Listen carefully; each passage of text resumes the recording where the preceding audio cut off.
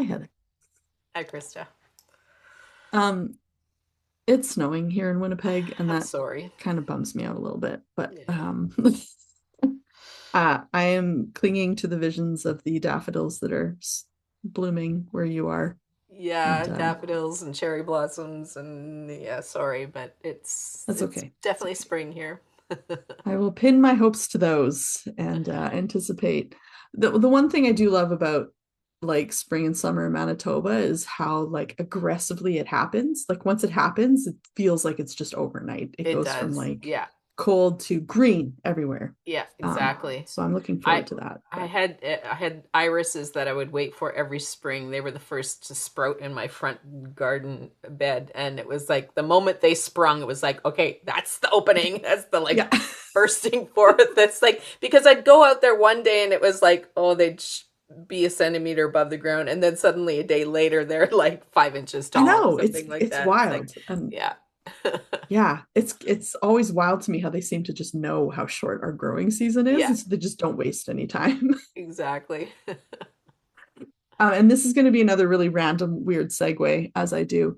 But you had a bit of a winter with your social media activity over the last year or so, and I have did. recently got back into it. So you sort of took Yeah, a season of rest and time away from that very yeah. intentionally, um, which was yeah, it was a bit well, I mean, as your business partner, it was a bit odd because we have relied so much on your social media presence to build this business. Yeah. So for you to take a year off was very kind of counterintuitive. Yeah. And I didn't begrudge you it at all because I mean, I've worked with you now for almost 10 years. I understand the toll that it takes or has taken. Yeah. Um, but and you've talked about the reasons why you left, but I know you're writing an article about why you went back, but I thought it would be fun to sort of hear from you live and in real life some of those reasons why you chose to re-engage in the chaos of the algorithms again.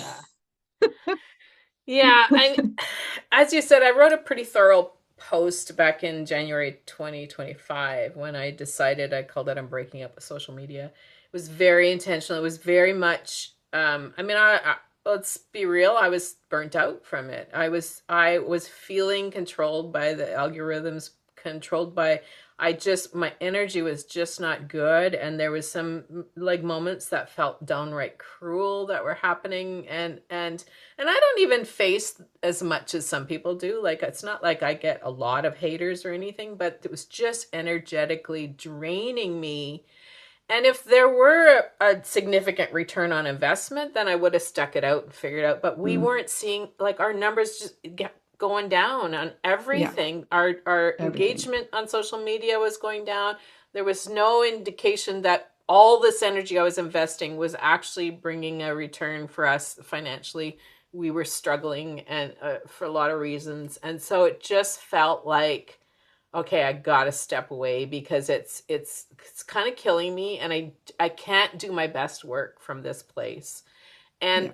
And I guess I have such a deep sense of calling and purpose and meaning making in my life that I just feel really, really inclined to follow those nudgings, even if they're counterintuitive. And I've done that many Mm-hmm. times in my life. It's like Yes. nobody can make sense of why I'm making a choice, but it feels so deeply connected to what I think is my soul work that I make that choice regardless. And I turn Mm-hmm. away from what is like culturally acceptable or what everybody else is doing. I will turn away from it because it's like, this is not connected to what my soul is longing for right now. Yeah. And I think it was also a time when we were building our new program that last year we called Leadership for Liminal Spaces. We now have called How to Become a Grounded Guide. And so I went deep into the creation of that program as well, and that felt really meaningful to do that away from social media, like to do that in like almost an enclosed space or set apart, almost a retreat space, to create the content for that, because I really was seeking deeply what is meaningful in the world right now. What do we want our learners, our leaders to be doing in the world? And how do you become grounded in this crazy online landscape that feels so disruptive to our nervous system, so just like so unhealthy in so many ways. So I had to remove myself from it to go deep into what I needed and what I believe other people need in order to be grounded. I think that's part of like what was going on for me. And so I'm very grateful I created that whole program away from the influences of social media, which to me makes it a richer, deeper, more meaningful program because I was not responding to the whims of what was trending or whatever. Like Yeah. I was being much more intentional about the creation of that. Now this year that's evolved a little bit and turned into Become a Grounded Guide, and that happened before I went back on social media. But then early this year, and well, it started to happen in December, I started to feel not like I wanted to be back so much as because there were frankly some things I missed. I missed the connection with people all over the world. I have really meaningful Hmm. connections online. Um, but it wasn't even that was pulling me back. It was again responding to what my soul was telling me was the right next thing. And what it felt like was I've created really meaningful work that I believe and I have a certain perspective and a certain wisdom that I've earned over all of these years of deeply reflective work that I believe needs to be seen in the world and how to be seen in a like busy attention economy. You have to have some presence online. And so I guess it was an acceptance that this is what is.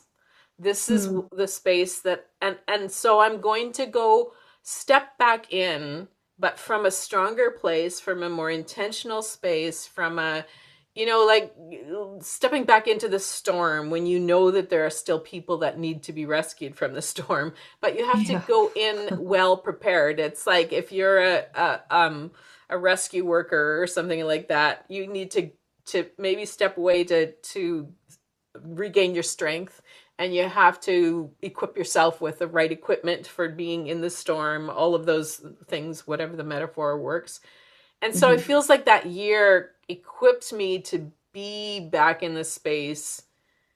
And that's not to say I'm going to do it perfectly, because it is so easy to get swept up in the storm of social media. And I feel myself even now, a few months back in, and I can feel that sucking me back into the storm of social media.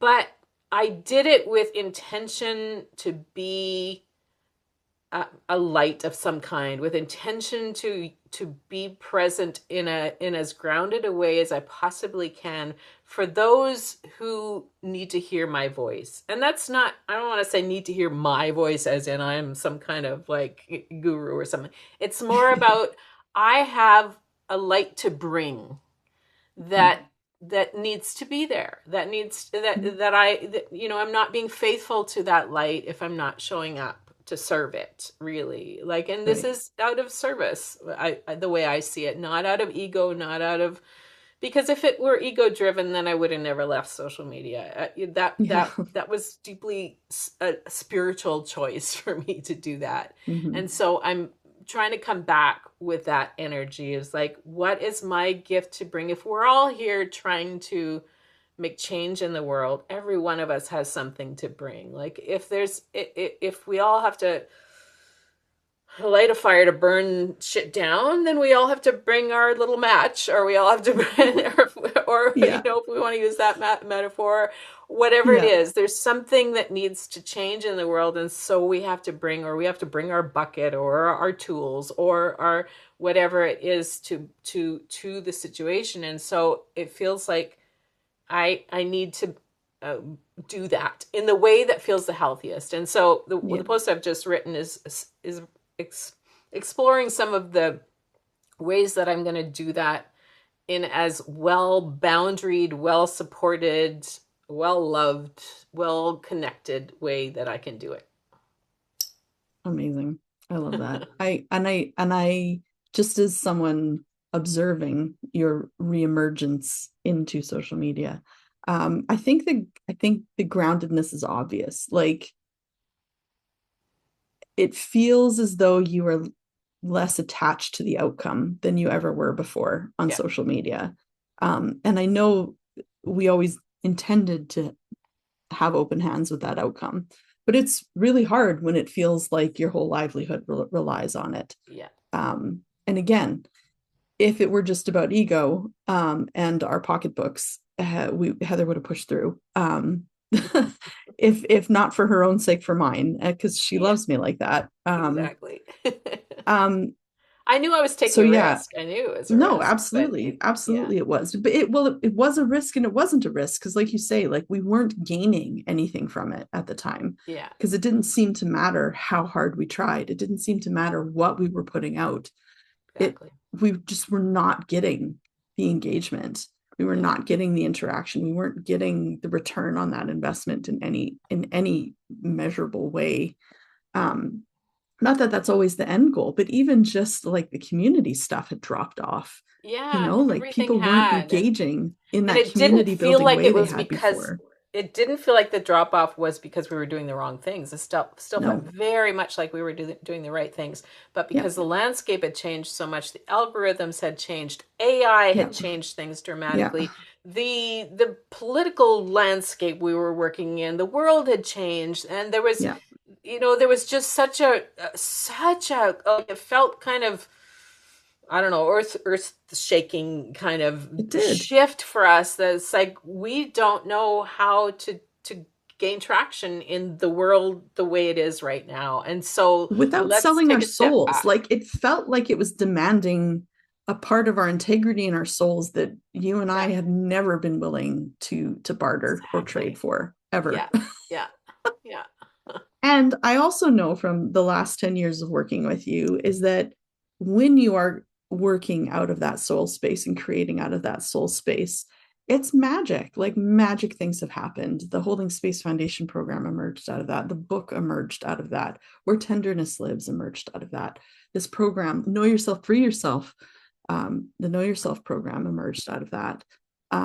When it is an external demand, when it feels like we are catering to something else, yeah. it never works. It never flourishes. No, exactly. So yeah. So just to sort of say that, yeah, I I have seen this happen in the past, and I have seen the benefit of you following that soul call in so many ways. And I don't know that we would have had this long of a relationship if I If you had didn't been trust unable it. to see that. And well, yeah, exactly. And I do trust Yeah, it. I trust it implicitly because even if I don't always understand it, I trust it because I have seen the fruit of it. yeah. Yeah, exactly. And I think that's it's a really important lesson, not just for us, but people in Mm-hmm. general. It's like we cannot right now in a world that is feeling increasingly chaotic and and imbalanced and scary. Yeah. What we have is our wisdom. What we have is each other. What we have is the ground beneath our feet. We Yeah. cannot let ourselves be continuously reactive and blown by the winds of whatever the influence is in the world. We increasingly need to ground ourselves in what is true and what really matters. And it like I what is the quote, bio komalafe, the world is something we must slow down. Oh shoot, it's slipping Oh, my we use it all mind. the time. Of course, I I know. can't think of it off the top of my head. I know it's in our most recent course. um Something we must slow down. The world is speeding up, we must slow down. No, that's not quite it. Anyway, the whole point of it is the more chaos erupts around you, the more the world looks like it's an overwhelming place, the more people who are the grounded guides of the world, who feel like who have a sense of that soul call to wisdom, to like transformation, to meaningful change, have to dig deep for something that is not going to be answered by the algorithm, that's not Yeah. going to be in a 30-second TikTok video that is deeper than that. And Yeah. so I had to go, it's like going to the well, going to the source Yeah. for something deeper. And one of my inspirations, and I learned this through Francis Weller's work, is the idea of kartsaluni, which is the Inuit term. Right. When when it's time for the whale hunt, the Inuit people will wait quietly in the darkness for the whale song. And the whale Mm. song is telling them when it's time that they can come and hunt a whale. The whales are essentially giving up one of their own to feed the people. And so kartsaluni, the term means waiting expectantly in the dark. Dark. And it's about people that are willing to sit quietly in the darkness and wait for the wisdom that comes from the universe, from the world, from the whales. And so it feels a little bit like that's what I was doing last year. It's like I was choosing to withdraw into the darkness. I spent a lot of time in the woods getting to know the trees, had a lot of conversations with trees and whales and beavers and you name it. Spent a lot of time last summer out on my kayak on the lake because that was the source for me. And Mhm. so I can be here on social media now because I've tapped into that source. And if I ever feel wobbly that I'm no longer as connected to the source because social media is pulling me back into the storm, I know, and because we're in relationship, you know, because you see it in me when I get wobbly, and you'll tell me, Heather, go back to the woods. Like it's time, because that is where we draw the wisdom for whatever the change is that needs to happen in the world. Yeah, and I love that because, I am like the community evangelist of our partnership here. But I love how you have expanded my understanding of what community even is. Like, because you have found genuine community with the woods that you live in. Um, and I think the thing that I've really been so excited and fascinated by is this idea of putting ourselves as humans back into the ecosystem, and not just the ecosystem of like prey, predator, that sort of stuff, but Yeah, bigger than that, like the earth ecosystem, spiritual ecosystem. Like if we can see ourselves as a part of that again, yeah, it changes everything. yeah, Like exactly. it yeah, it just brings a balance that we have been craving, I think, as a species for so long, you Yeah, know. And it upends our self-destructiveness because we are yeah, now connected again on a exactly. broader level. Yeah, yeah. Yeah, and I go back a lot to like Robin Wall Kimmerer's work Yeah. and Malidoma Somé, who's a Yeah. teacher Tyson from Yunkaporta. Burkina Faso, who talks a lot about rituals and returning to the earth and doing practices connected to um, the soul of the earth. And those kinds of teachers really influenced me in terms of how do we reweave ourselves into kinship ways. Yeah. And that is, very much an indigenous concept of living in kinship with each Yeah. other in the natural world. And that is really influencing how we're building our programs and Very building our much. wisdom. And I think, and that's why spaces like social media can pull us away from that, because it makes us greedy and individualistic and polarized, and has all of these ways. And because it's so driven by the algorithms and now more and more by AI, it's not inviting us into kinship ways. And so when I Yeah. feel that pull away from kinship ways into a destructive cultural way of being that I see is so rooted in our patriarchal colonialist ways, Yeah. then I need to go back to the source. And that's Yeah. that's Totally. the what I'm going to be really intentional about, is like that's I'll be on social media because I believe I have a voice there, and I will pull back when I know that it's bringing me too far in a direction I don't want to go. Yeah. So yeah, you can follow Heather on all her social media challenges, channels. Maybe it's still a bit of a challenge. I don't know. Challenge that too. Yeah.